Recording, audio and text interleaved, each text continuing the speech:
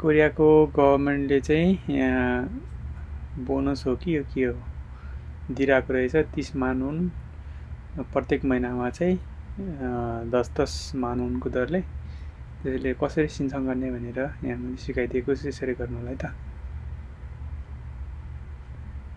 काकाओबाट त्यहाँ नामसाम लेख्ने बर्थ अनि फोन नम्बर अनि काकाओमा चाहिँ इन्जुङ्स आउँछ काकाओ इन्जुङ्स कन्फर्म गरेपछि अनि त्यहाँ उहाँले क्लिक गरेपछि हुन्छ यसमा चाहिँ के त्यहाँ माथि मैले चाहिँ मेरो नामहरू चाहिँ लुकाएको छु यहाँ केटा मान्छे छान्ने त्यसपछि विदेशी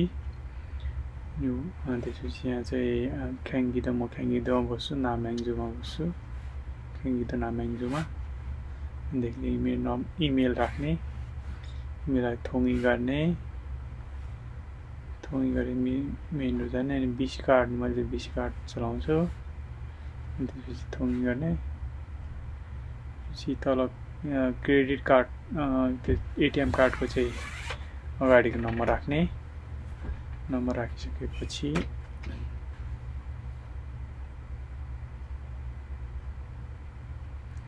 पछाडिको नम्बर राख्ने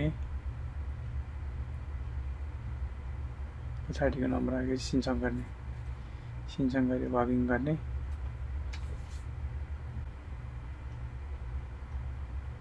अनि त्यसपछि मेनुमा गई सिन्चन भयो त मेरो सिन्चन भइसक्यो अनि छप्छु 2024 यो चाहिँ के भनेको छ 2024 को चाहिँ तपाईको कारोबार जस्तो कति गर्नुभएको छ खर्च त्यो चेक जाँच गरेर 2 दिन लाग्ने छ भनेको छ त्यसपछि काकाओमा चाहिँ पठाउँछ अरे यसको मेसेज काकाओमा चाहिँ मेसेज पठाउँछ अरे